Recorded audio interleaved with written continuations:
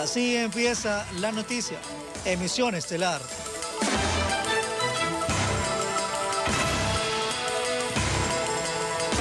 Queridos amigos, buenas noches y bienvenidos. 2 personas fueron asesinadas en Machala, provincia de El Oro. Una de las víctimas fue ejecutada en el interior de un automóvil. Uno de los asesinatos bajo la modalidad de sicariato se registró en la avenida Bolívar Madero Vargas y Circunvalación Norte. Al interior de este vehículo quedó el cuerpo sin vida de un hombre quien fue disparado. Encontramos un vehículo con varios indicios balísticos, los mismos que también se encontraba dentro del vehículo una persona fallecida por impacto de los mismos. El hecho violento se registró cerca de las 7 de la mañana de este martes 11 de noviembre. Según testigos, el hoy fallecido se movilizaba solo en el auto. Al llegar a esta intersección esperaba el cambio de la luz del semáforo cuando fue ejecutado. Sí, aparentemente una primera línea de investigación es que lo estaban siguiendo al ciudadano.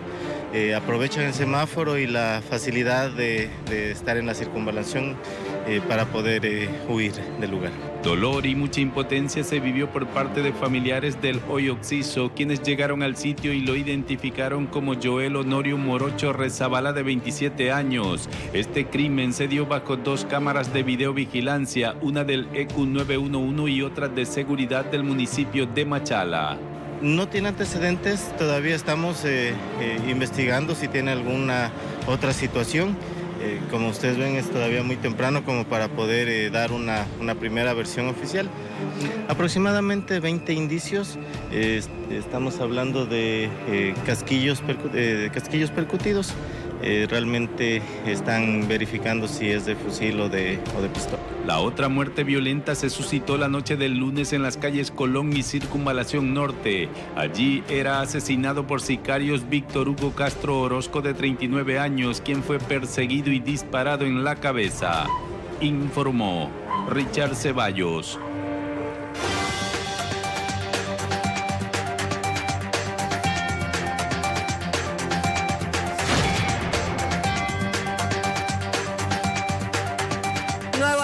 Violento en el norte de Guayaquil. Maite Morán con la ampliación de esta noticia. Maite, buenas noches. Buenas noches, Anali, amigos televidentes. 2 mujeres y un hombre resultaron gravemente heridos luego de un hecho violento que se registró aquí en la cooperativa El Cóndor. Nos encontramos justamente en el norte de Guayaquil. Veamos cómo se registró este hecho.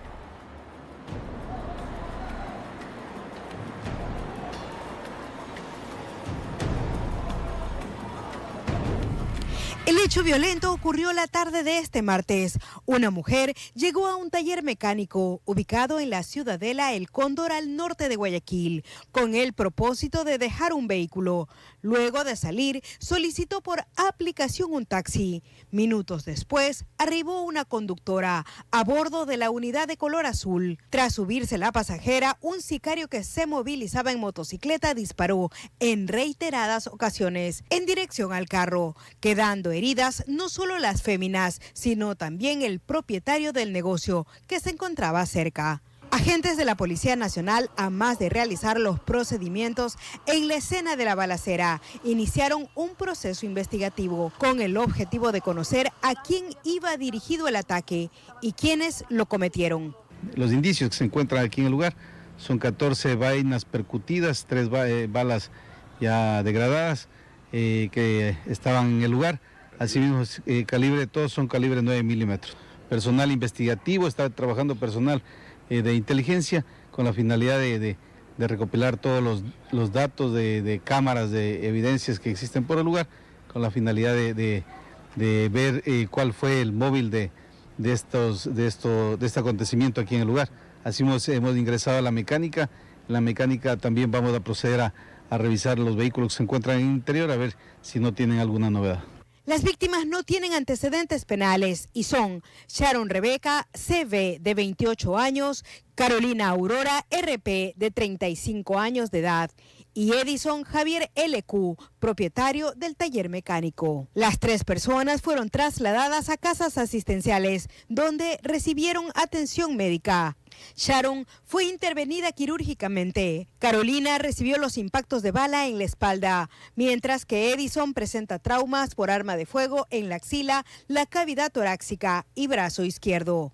Los habitantes de este sector del norte de Guayaquil se sorprendieron con este caso, ya que en la Ciudadela El Cóndor no es usual que se registren este tipo de hechos, informó Maite Morán. Son exactamente las 22:08 y quiero mostrarles cómo se encuentra en este momento la Ciudadela El Cóndor, una ciudadela que normalmente es tranquila y como ustedes pueden observar hasta esta hora se encuentran las personas laborando. Hemos podido dialogar con los propietarios de estos negocios y la preocupación de ellos es que pase lo que ocurrió esta tarde, que al parecer llega una cliente a este local y se dan cuenta de que venían los sicarios, le dispararon y la víctima colateral sería el propietario del taller. Y la otra persona es justamente la persona que conducía el taxi, que también hemos conversado con algunos taxistas informales y formales, quienes indican que trabajar ahora es bastante complicado, tomando en cuenta que no ingresaron a un sector peligroso. Se supone que esta ciudadela es una de las más seguras de la ciudad, por lo que temen que les ocurra lo mismo. Las personas se encuentran preocupadas porque así avanza la delincuencia en nuestra ciudad. Cada vez se vuelve más violento y es la preocupación generalizada de los guayaquileños. Analí, tú continúas con mayor información. Totalmente de acuerdo, Maite, y a propósito de la inseguridad que se registra en el norte de la ciudad, nos vamos con otro hecho violento, también en esta zona del país. Charlie Pisa nos amplía esta noticia. Charlie, buenas noches. Buenas noches, Analí, amables televidentes. Así es, se trata de un caso que ocurrió la tarde de hoy en el norte de la ciudad, frente al Colegio Aguirre Abad. En redes sociales mencionaban que se trataba de un caso de sicariato, que había una persona fallecida, pero la policía, después de unos minutos, constató de que eran 2 ciudadanos que estaban heridos y se encuentran hospitalizados. Aquí los detalles. Es el momento en que la policía custodia el automóvil baleado, entre ellos un capitán de la misma institución que le daba los primeros auxilios a un hombre y a una mujer que estaban heridos.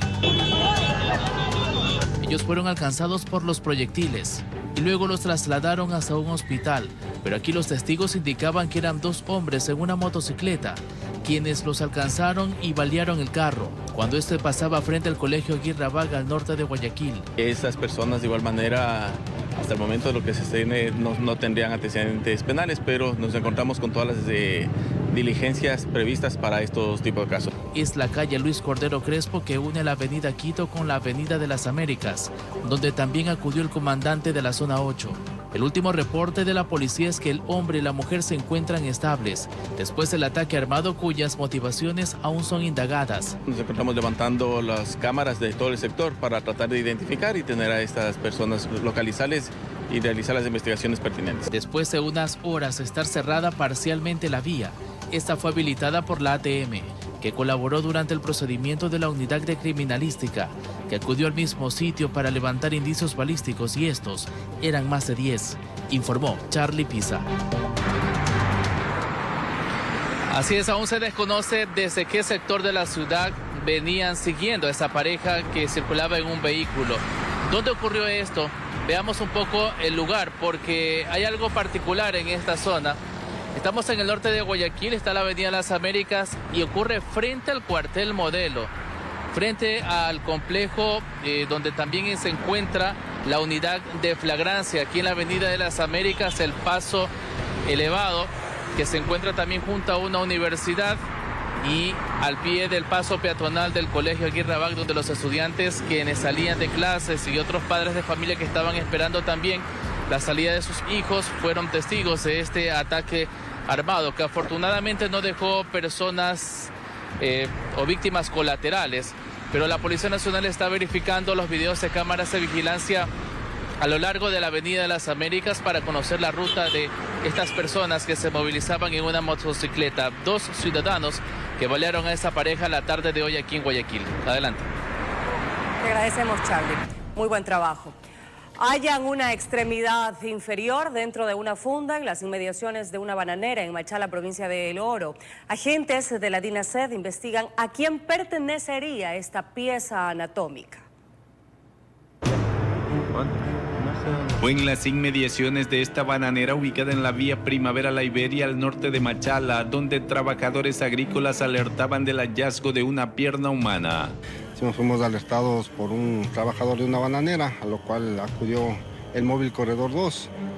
En lo que efectivamente se pudo constatar, había una pieza anatómica, una pierna, dentro de una funda negra con unas telas azules. Asimismo se encuentran las unidades investigativas recabando mayor información para poder determinar a qué persona correspondería esta pieza anatómica. El descubrimiento se realizó la mañana de este martes 11 de noviembre. Por la envoltura, los agentes tienen ya una hipótesis. Se presume, como estaba envuelta en unas telas azules, aparentemente puede ser un desecho prehospitalario por los cortes que tenía. Pero no se tiene mayor información, las unidades se encuentran recabando.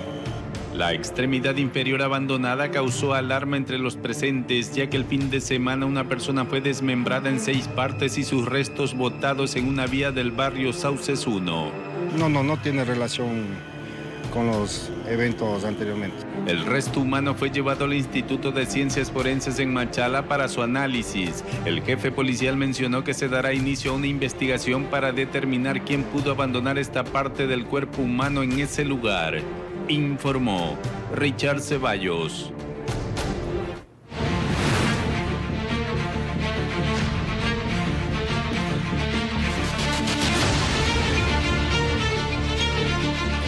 Este martes, 3 policías fueron asesinados. 2 fueron atacados a tiros en el centro del Cantón Olmedo, en la provincia de Manabí, mientras que el otro caso ocurrió en el Cantón Milagro, provincia del Guayas, donde un uniformado fue baleado cuando acudía a entregar unos libros a su hijo.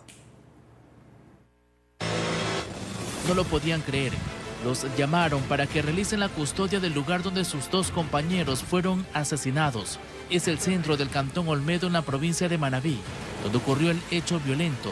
Por aquí indicaban que les hicieron una emboscada. Le estaban realizando un trabajo de campo respecto a un hecho violento que se suscitó unos días anteriores. Aparentemente son reconocidos por uno de estos individuos y el momento que nuestros policías detienen a este individuo, otros aparecen y les disparan. A los 2 los balearon en diferentes calles. A uno de ellos se le pasaron los neumáticos del carro en el que se movilizaban los antisociales, por el tórax y la cabeza. Se trataba del sargento segundo Edgar Eduardo Suárez Gómez y el cabo primero Nelson Eugenio Delgado Pinargote, que pertenecían a la Policía Judicial. Estas fueron las 2 bajas en la institución del orden durante la mañana de este martes. Sorprende la violencia con la que actúan estos individuos, porque uno de nuestros compañeros no solo que le dispararon, sino que el vehículo pasó por encima del cuerpo, que ya estaba inerte prácticamente. La DINASED realizó investigaciones e inmediatamente con grupos tácticos ejecutaron allanamientos relacionados al asesinato de sus compañeros y ya hubo los primeros resultados. Tenemos ahí algunos aprehendidos, tenemos posiblemente los vehículos que participaron en este hecho delictivo. En otro caso, esta vez en la parroquia Chobo del Cantón Milagro, provincia de Guayas, otro policía fue asesinado de varios disparos. El cadáver fue encontrado por otros uniformados del grupo de operaciones motorizadas. Él había solicitado permiso para ir a dejar unos libros a su hijo y a los pocos minutos reportaron que había un gendarme baleado y cuando acudieron al lugar ya estaba sin signos vitales. El servidor policial falleció junto a su arma de dotación, informó Charlie Pisa. Un ataque armado ocurrió la mañana de este martes en el Cantón Jaramijó, provincia de Manabí, provocando la muerte de un hombre. Según testigos de este hecho, sujetos lo interceptaron mientras caminaba, disparándole en varias ocasiones para luego huir del sitio. Peritos de criminalística realizaron la recolección de indicios balísticos, entre ellos casquillos de arma de fuego calibre 9 milímetros. Y este martes continuó el traslado de personas privadas de libertad hacia la nueva cárcel en Santa Elena. Hasta la comuna Juntas del Pacífico llegaron los primeros familiares en busca de obtener información sobre los reos. En la madrugada, la vía Guayaquil-Daule fue bloqueada durante 2 horas para permitir la salida de 6 buses, llevando en su interior a quienes se encontraban en ese complejo carcelario. Cerca de las 3 de la mañana llegó el primer convoy de seguridad hasta la comuna de Juntas del Pacífico en la provincia de Santa Elena. Nosotros despertamos a eso de las 3 de la mañana, pero oímos que los buses ingresaban aquí con los presos a la cárcel. Durante el día se pudo observar el amplio despliegue uniformado a cargo de brindar la custodia a los buses que trasladaban a los privados de libertad. Mientras tanto, a unos 500 metros de la nueva cárcel, al pie de uno de los puntos de control militar, encontramos a 3 mujeres, 2 esposas y una madre de los privados de libertad. Ellas viajaron el lunes desde la provincia de Santo Domingo. Buscaban información porque no sabían sobre sus seres queridos. Una de ellas asegura que mediante redes sociales logró reconocer algunas características de su hijo y por ello manifiesta que ya lo tienen en la cárcel del encuentro. Están agachados, cortados el pelo, o sea, ahí se ven pocos, bastantes. ¿Cómo identifica que es él? Porque yo lo conozco, él anda con lonas, yo le conozco yo a mi hijo. Narcisa y Fanny también viajaron desde Santo Domingo en busca de sus esposos. Aseguran que nadie les ha brindado información, pero que mediante gestiones propias accedieron a un documento en el cual consta el nombre de 19 trasladados desde Santo Domingo y que allí se encontraban también los nombres de sus convivientes. Por ello, las 3 mujeres se unieron para viajar juntas. La preocupación es que no sabemos en qué estado están. Sí, ayer tampoco nos informaron nada, también venimos así preguntando y ya los trajeron para acá. Mientras tanto, en esta comuna, por un lado consideran que la cárcel les trajo seguridad y anhelan que no se vayan los uniformados. Más por nuestros hijos, porque ellos trabajan afuera. Ahora, ¿quién nos protege a ellos? Pues en la noche cuando regresen. Por otro lado, en cambio, en la zona rural, los agricultores de Ciruela están preocupados porque alguien corrió el rumor de que su principal fuente de ingresos debe ser eliminada. De los árboles de ciruela tomaron el punto de decir el otro día que tienen que hacerlos cortar, que lo van a hacer podar porque está muy alto y que van a darle la posibilidad para darnos sembrío de maíz y sembrar sorgo. No le vamos a permitir porque esto tenemos 40 años de gasto cultivado, sembrado y cosechado. Por ello piden que se esclarezca esta situación y que la seguridad que ahora predomina en la comuna se convierta en algo constante. Informó José Morales. En entrevista con La Noticia, el ministro del Interior, John Reinberg, explicó que todos los reos de la cárcel La Roca han sido trasladados hasta el nuevo centro penitenciario de Santa Elena y que van a continuar con los traslados. Hasta el momento, al menos 320 reos han sido trasladados desde diferentes cárceles del país, en provincias como Guayas, Esmeraldas, Santo Domingo, Azuay, El Oro, Cotopaxi, Pichincha, Manabí y Los Ríos, hasta la cárcel de máxima seguridad El Encuentro en Santa Elena. Pero aún falta. El ministro del Interior, John Reinberg, explicó que todos los internos de La Roca, incluido el ex vicepresidente Jorge Glass, fueron llevados hasta dicho centro penitenciario.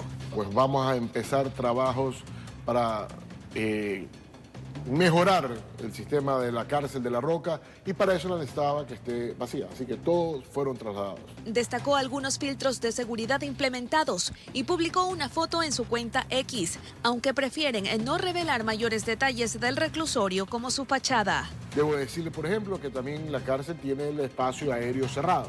No puede haber sobrevuelos ni de helicópteros, ni de avionetas, ni de drones. Drones ya hemos usado sistemas tecnológicos y tenemos más de 4 drones que han sido, que los hemos incautado. Durante la entrevista para La Noticia también se refirió a las afectaciones a los grupos de delincuencia organizada en cuanto a las operaciones que han ejecutado contra la minería ilegal. En el caso puntual que usted dice de la Azuay, eso estaba en manos de los choneros. Ellos recibían una utilidad de $1 millón diarios de la minería ilegal que cometía el sector. El que hubo en Buenos Aires, en manos de Oliver Sinisterra y de los Lobos, tenían un ingreso similar que era utilizado para la economía criminal. Y afirmó que toman todas las precauciones para que los ecuatorianos puedan ejercer su derecho al voto este domingo. 105.000 hombres y mujeres listos para trabajar con los planes que tenemos para cubrir todo el país, para que los ecuatorianos puedan salir a votar tranquilos. Eso es lo que yo hago un llamado, que todos los ecuatorianos salgan, ejerzan su derecho al voto. Informó Adriana Peralta. A través de la Secretaría General de Comunicación de la Presidencia, a la noche de este martes, el Gobierno Nacional compartió imágenes del recorrido que realizaron los ministros del Interior John Reinberg y de Defensa Giancarlo Lofredo por la cárcel de El Encuentro, situada en la provincia de Santa Elena. En ellas, además, se puede observar a la cúpula de las Fuerzas Armadas y de la Policía Nacional, así como parte del centro carcelario. El presidente Daniel Noboa busca captar el respaldo para el referéndum y consulta popular.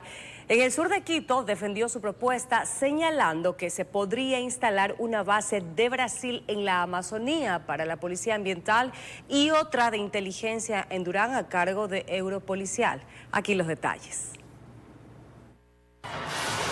Primer día de campaña en territorio del presidente Daniel Noboa para impulsar el referéndum y consulta popular que tomó forma como iniciativa propia. Hoy estamos en otra batalla, estamos en otra lucha, que es cambiar profundamente el Ecuador, porque vivimos ya casi 2 años de bloqueos constantes, de bloqueos constitucionales, de bloqueos en el área judicial, de que se benefician los criminales y pues las personas que hacen bien las cosas estén en segundo lugar. Pero eso tiene que cambiar. Eso tiene que cambiar. Su vida es más importante que la de los delincuentes. El escenario, el Coliseo María Augusta Urrutia del populoso barrio de Solanda Sur de Quito. El jefe de Estado detallando el por qué sí, el próximo 16 de noviembre. Nadie va a regalar la soberanía del Ecuador. Yo prefiero morirme antes de regalar a mi país. Eso jamás va a pasar. Pero sí se necesita cooperación. Se necesita cooperación de otros países, porque la criminalidad es transnacional, es global, no es solo de aquí. Y asimismo necesitamos el apoyo de otros países. Esto en el contexto de la pregunta 1, que hace referencia a eliminar la prohibición de instalar bases militares extranjeras en territorio nacional. Hemos conversado con Brasil para tener una base en la Amazonía, en la Policía Amazónica, hemos hablado con Estados Unidos también por la posibilidad, hemos hablado con Europol, la Policía de Europa, para que exista también una base de inteligencia en las zonas más difíciles. Estaba pensando hacerlo en Durán. ¿Y cuál es el propósito? El propósito es cuidarlos a ustedes. No faltó música y danza que alegró a asambleístas oficialistas y simpatizantes de ADN. Informó Héctor Romero. 10 de la noche con 24 minutos. Hacemos una breve pausa, pero cuando regresemos de este corte comercial, detienen a 9 sospechosos, entre ellos un presunto sicario, durante el operativo Tormenta 50 ejecutado en Durán. Volvemos enseguida. Referéndum y consulta popular 2025. El silencio electoral será desde las 0 horas del viernes 14 de noviembre hasta las 17 horas del domingo 16 de noviembre.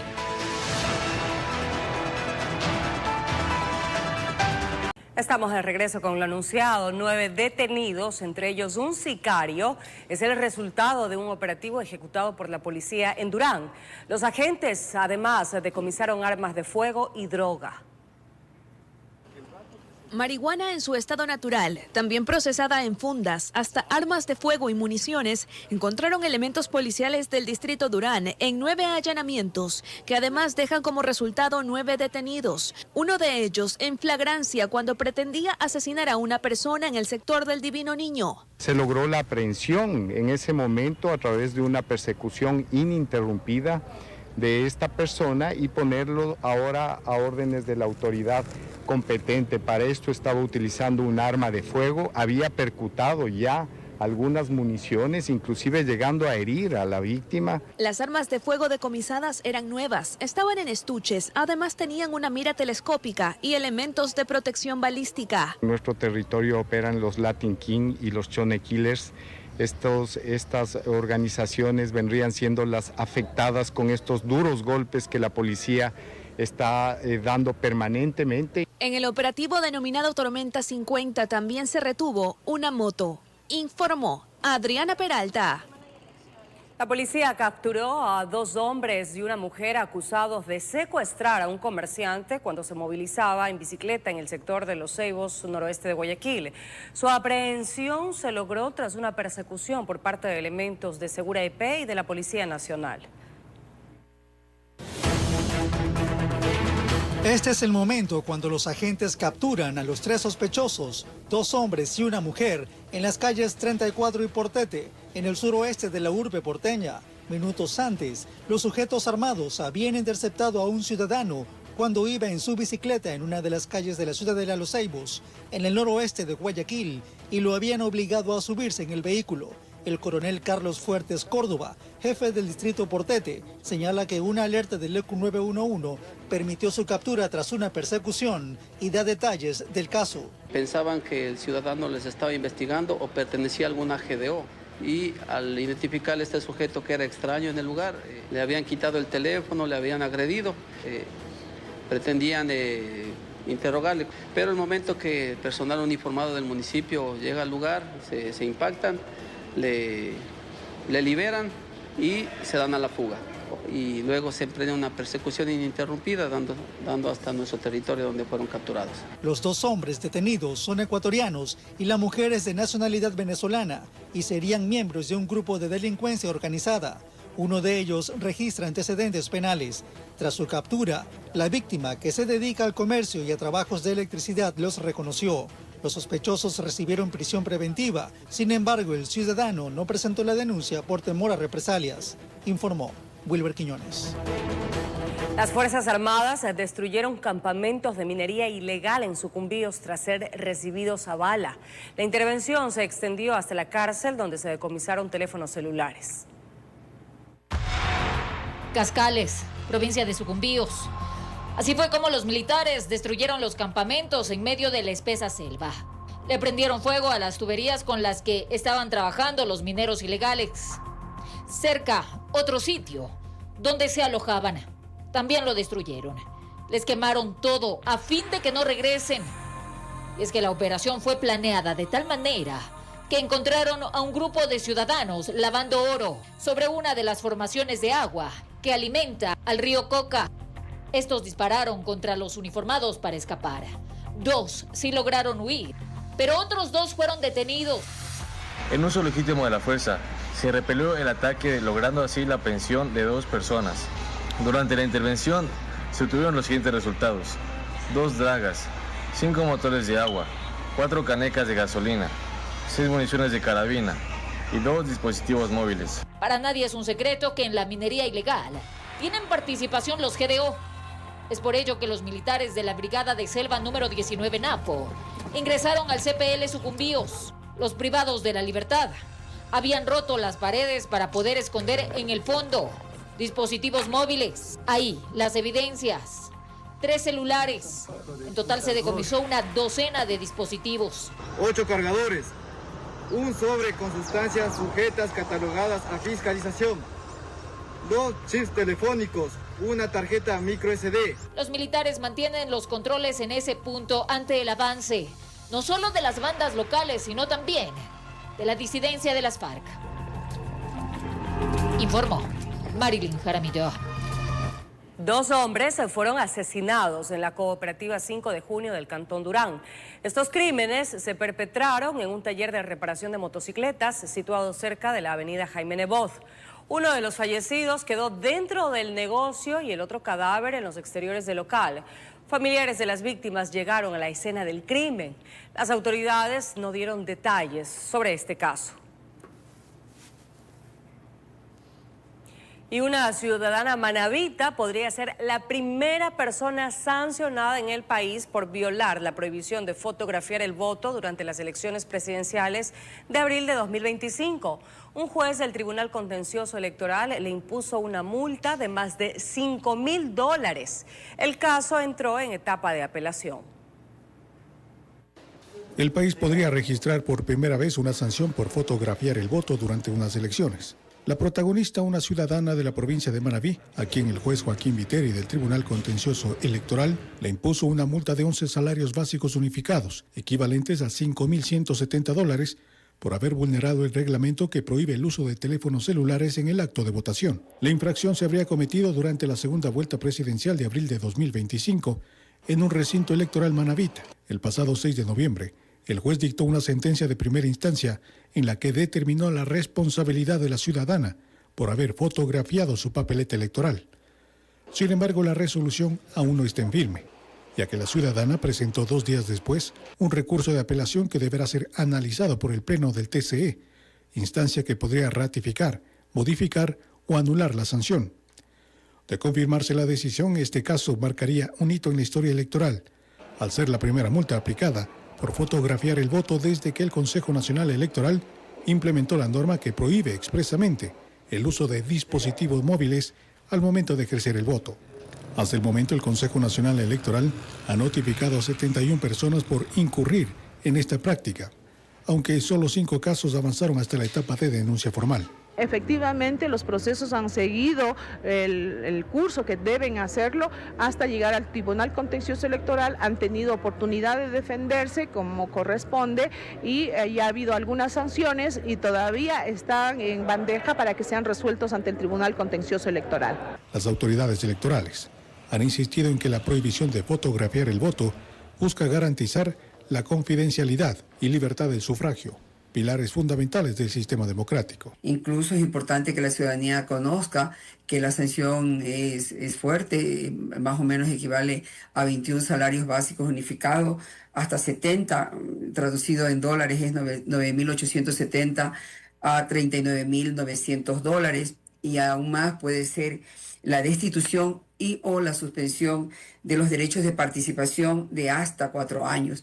El fallo que emite el Pleno del Contencioso Electoral será clave para determinar si Ecuador aplica por primera vez una sanción económica por esta infracción y establece un precedente jurídico en materia electoral, informó Miguel Ángel Bedoya. El CNE confirmó la suspensión de los comicios por la consulta popular y referéndum 2025 en Rusia y Bielorrusia, lo que impedirá que cerca de 400 ecuatorianos empadronados participen de la cita democrática del próximo 16 de noviembre.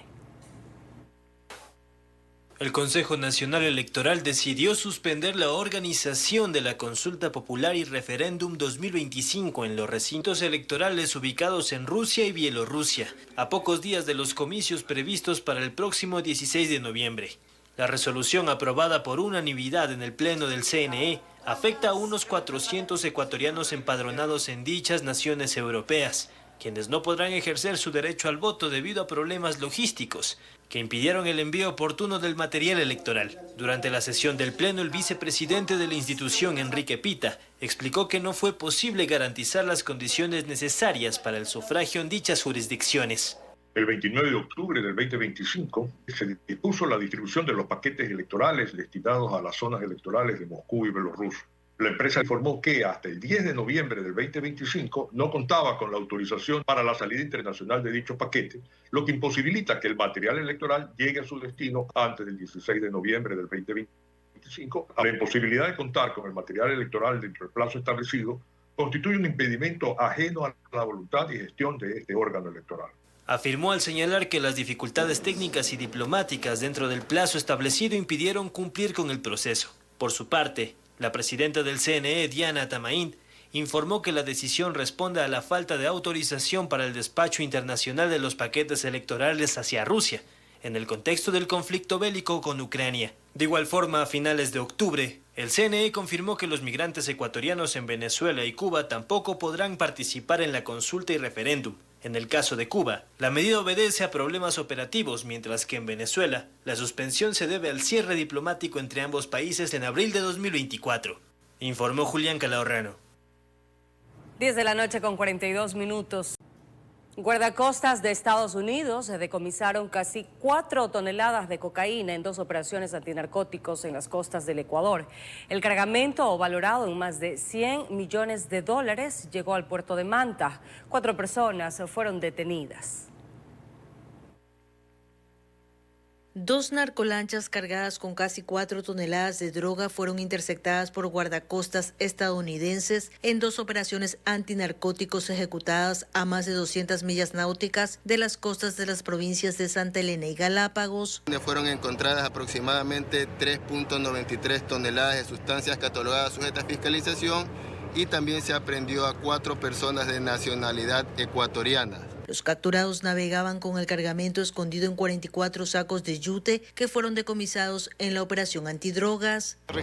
Realizado el respectivo análisis de sus antecedentes, 2 de ellos presentan antecedentes penales. De igual forma, continuando con el procedimiento, se realizará la respectiva audiencia de flagrancia. El alcaloide, valorado en más de $100 millones en el mercado internacional, arribó al puerto de Manta con los detenidos y los indicios incautados por las autoridades norteamericanas. Estaban trasladando estas sustancias posiblemente a Centroamérica con destino final de Estados Unidos. Esta cantidad de sustancias capturadas tendrían un valor aproximado de $100 millones en el mercado norteamericano y $140 millones en el mercado europeo. Según los primeros indicios, las narcolanchas salieron desde las costas de Esmeraldas y Manabí. Las investigaciones buscan determinar a qué organización narcodelictiva pertenecía el cargamento.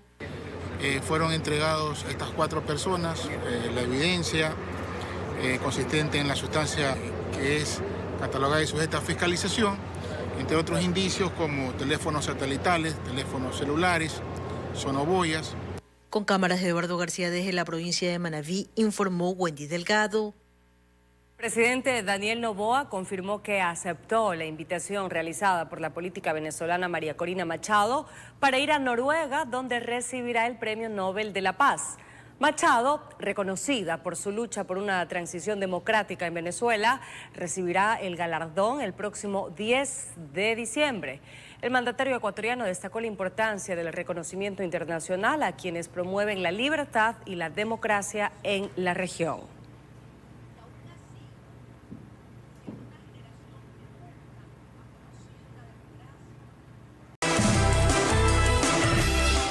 La policía halló 2 camiones llenos de gasolina extra durante un operativo en el distrito San Borondón, en Guayas.